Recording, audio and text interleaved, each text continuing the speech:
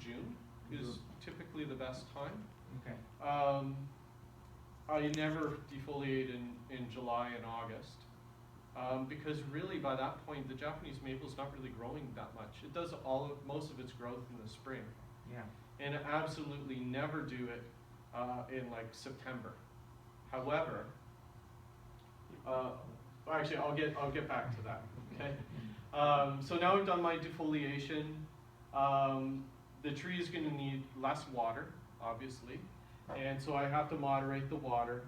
And then it will start it'll either start sending out some new growth, which I may have to control, or it'll just kind of stay the way it is, and that's the way the tree will be throughout the summer.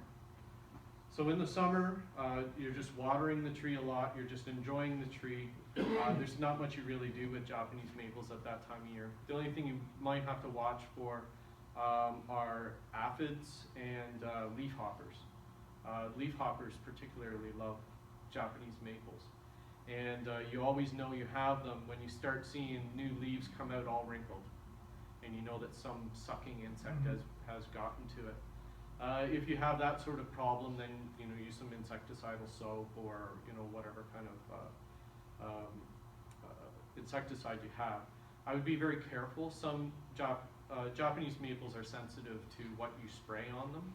So you want to make sure that you don't spray it with anything that they don't like. So that's summertime. So now we start moving into the fall. So the tree will really be kind of slowing down. It'll start flushing into its beautiful fall colors, and it's quite the show. If you have the green Japanese maples or some of these amazing cultivars, the fall show can be just unbelievable. Some of these trees, like this shoyo, is really a spring tree. It opens out with blood red leaves, but in the fall it's the pits. This one is absolutely beautiful in the fall. It turns this kind of orangey kind of red color. Pumpkin almost. Yeah. Now, in terms of wiring trees, you can wire in the spring. But you have to be very careful because the wire cuts into the branches very quickly. It can take a matter of a month or less before it starts cutting in. And once you scar a Japanese maple branch, it takes a very, very long time for it to come back. In fact, at times I've actually done it so bad that I just cut all the branches off and had to start all over again. Just really disheartening. You can wire in the summertime. A good time to wire is right after defoliation because then you can get in there and see the branches. But what I think the best time for wiring is if you can put the tree in a garage or protect it in the winter is in the fall. And a lot of the Japanese bonsaiists, they do that in the fall. So 10 days after leaf drop is kind of when you have to stop. But up till that point, the branches are very, very supple and you can bend them. And all your buds are set, so when you're wiring, you're not going to knock the buds off like you do in the springtime. And I think it's really, really great. And then when you come to spring where you have to wire all of your larches and other types of trees, you're like, Japanese maple, just put that out on the bench. So, so I like to do that. And sometimes I even just defoliate, take the leaves off early so that I can get in there and do my wiring. Okay, so then usually around November, you get to the point where you're starting to get some pretty hard frosts. I let my maples get hit by -1, -2, maybe a couple times because it just kind of shocks them right into hardening their buds and going to sleep. But then at a certain point in time, you have to put it away. So, David, do you just put yours in the ground, or do you put them in the garage around here? Open outside. Yeah. But the smaller ones I put in the garage. Right. Yeah. So I just put all of mine into the garage. I don't actually have any Japanese maples outside. So I guess it really depends on how much risk you want to take on. But we're warmer Yeah, you were definitely a lot warmer here. And certain varieties, like I think like this green Japanese maple probably could withstand a more harsh winter or colder conditions than this Kotohime can. So it really depends on the variety, and if you look in the Japanese maple book, he will tell you what the zone is, and that gives you a pretty good idea of what it can handle. Okay. And then now you're in winter and just waiting for spring. Question. And the red varieties that you don't defoliate. But I think you can do remove one pair of leaves and you'll be fine. But if you do a complete defoliation, Bill Valavanis, who you might know, he says that they may not leaf out again until next spring, which can be pretty scary. Yeah, another thing relating to the red leaf varieties, I find that mine get burned by sun Right. in the late summer. And the problem with the anti-prepare I'm talking about is the fact that they need more light because they simply don't have enough energy otherwise. Right. So how would you recommend dealing with that?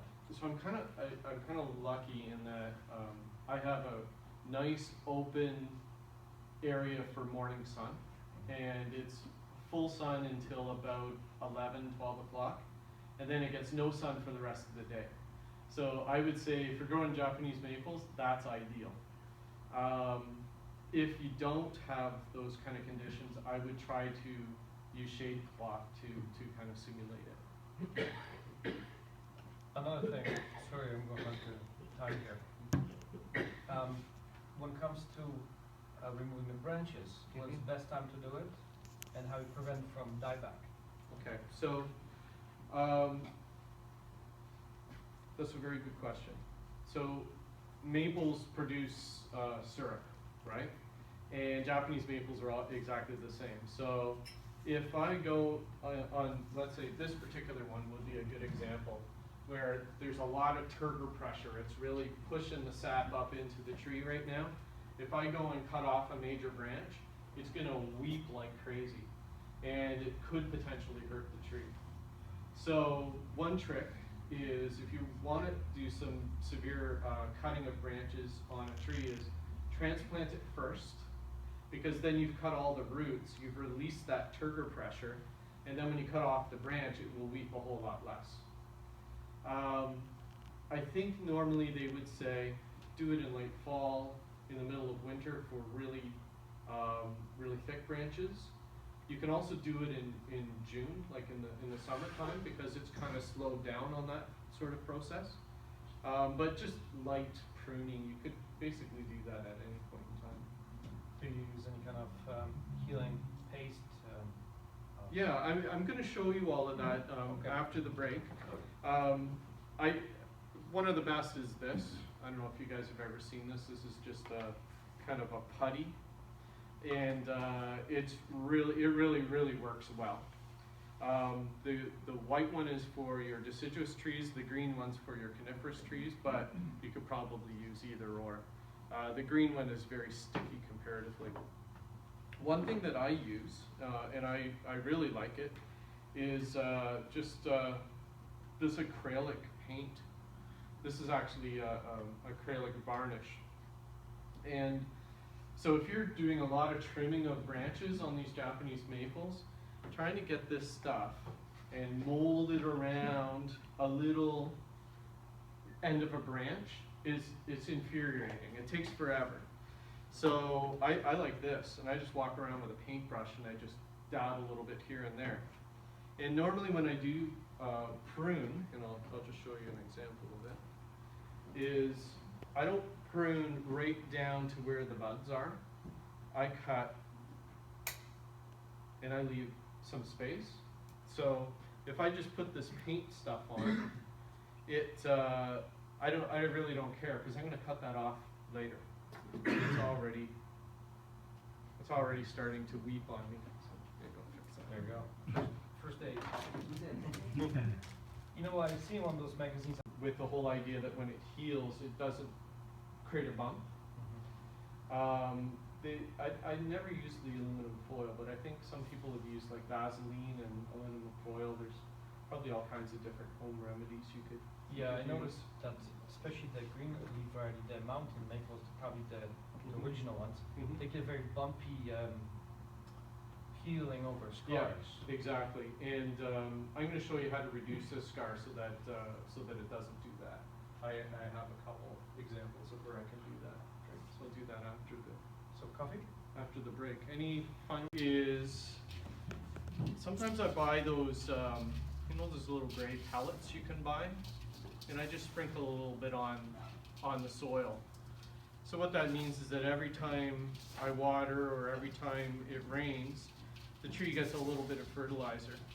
I don't overdo it, but I have a couple trees that I think have kind of weakened a little bit.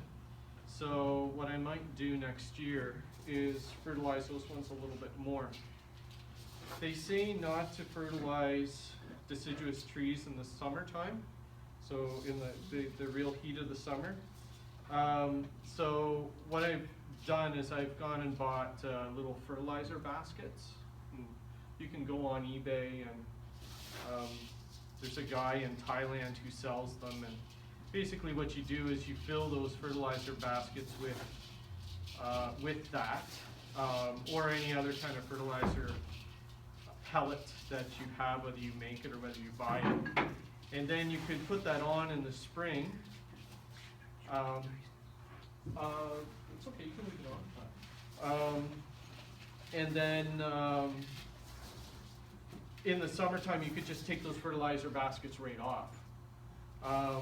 Now, when it comes to fertilizing, as you're starting to move towards the fall, what you want to do is just reduce the amount of nitrogen that you're using. And so what I use is, there's a product called Bloom Plus, which you can get at Lee Valley. And it is 0-10-10 or something like that, so just the phosphorus and the potash. And so therefore you don't get any kind of late season growth, which you definitely want to avoid when you're trying to prepare your trees for the winter. Any other questions on fertilization? Does that make sense? Does anybody do anything different? No? Okay. All right, so I've just mixed up the soil. So we've got a nice amount here. And as I had suspected when I took this little tree out of the pot, it was all caked here. And so it wasn't draining properly, and so therefore the tree was kind of suffering a bit. So I'm going to transplant it now into a better soil mix, and hopefully it will do better next year. So I do want to show you, I brought in some seedlings. So if you want a Japanese maple, so there's a few different ways to do it. You can grow them from seed, which is what I've done here. And you can buy the seed online. There's a few good companies. The one I like is Sheffield Seeds. They're out of Finger Lakes region. You can just order it online. They have two types. So you can get the dry seed, or you can get the green seed. Green seed was picked this year, and it doesn't require such a long stratification period. So people who've never grown seed, so seeds, when you buy them, you have to usually soak them. They call that scarification, usually for 24 hours. And then you have to do stratification. So you're trying to duplicate the process the seed would go through. When it comes to Japanese maples, with dry seed, you're looking at scarification for 24 hours, warm stratification for 120 days, and then cold stratification for another 120 days. If you buy the green seed, you got 90 days of cool. So it's a lot better. One peculiar thing about Japanese maples, and especially if it's the dry seed, is it can be double dormant. Double dormant means it has to go through 2 years of stratification before it will actually sprout. So when you buy this